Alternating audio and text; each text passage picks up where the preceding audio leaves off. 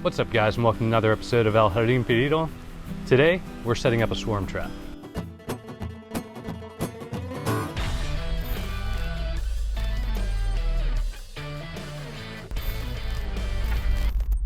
All right, so I'm with a friend Mickey here from Inwood Eden, and so we were doing a quick garden tour, and he thought he would set a swarm trap here, and we're gonna catch some bees, and then from there, I'm not sure, it'll probably be about, he said 2 months till it fills up, and then we'll determine where to go from there. I may either keep them or take half the colony, and he's definitely gonna take some for himself, but I'm gonna let him take this over and kind of walk you guys through how to set something like this up yourselves. Yeah, so swarm trapping, catching bees, it's a lot like fishing. You know, you're just putting out bait as a lure to entice bees to come and move in. So this box, as you can see, is very old and worn, and it actually had a colony of bees in it just a couple weeks ago. So it was a swarm trap that already caught. And when bees are reproducing, it's usually during the time of year when nature is very abundant.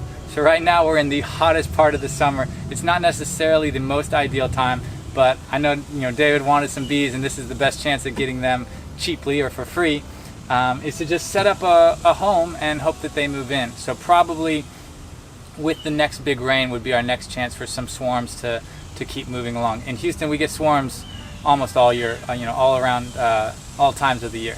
So I put frames into my swarm traps. So this allows you, so these are empty frames that the bees can just build across the top. And what that allows is for the bees to just sit in there longer. If you don't have frames in your swarm trap, you want to catch those bees sooner so you don't have to do so much cutting and manipulation. And then the biggest part of a successful swarm trap is having just a little bit of old comb.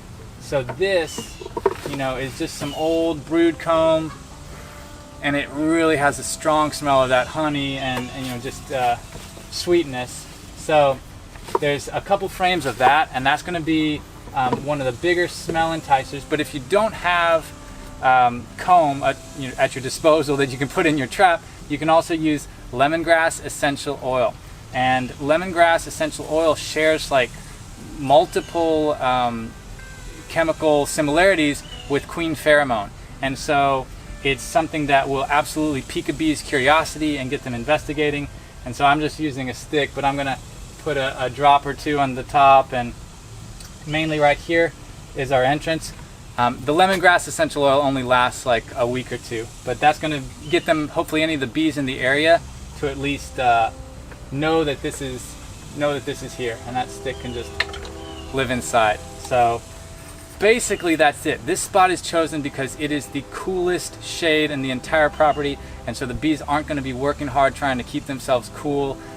It'll be gentler bees and a good spot for them to hang out. So think about that as well. But bees are just looking for cavities. They're looking for a hollow space that they can defend. Up in a tree in the side of the house, they're not that picky. Just offer something nice for them, and then just wait and hope that they move in.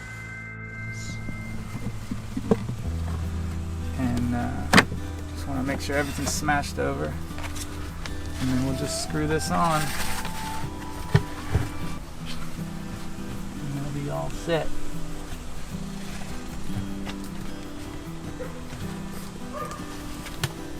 And you said you want a bit of a tilt, right? Just to make sure water doesn't go in the entrance. Yeah. Okay. That's sometimes happens where the rain will get them and mess things up.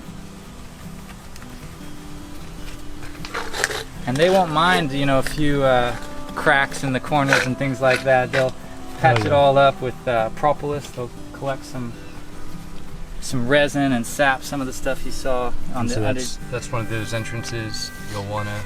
Well, no, like here, you can actually see where it's cleared. That's from them chewing. That's why this is grayer. But all this stuff underneath the lid, this sticky stuff, that's what they're moving to chink in all their gaps. So they'll be able to fix this box up nice.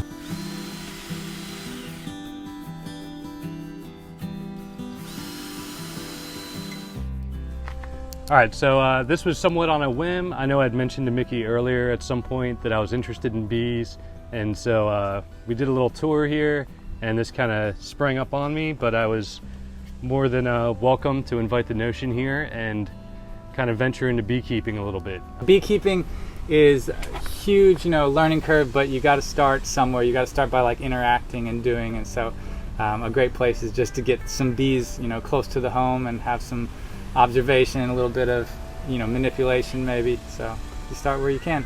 Yeah, the thought process was, bring this in. The bees get familiar with the traffic of humans, as well as I have goats and livestock and stuff.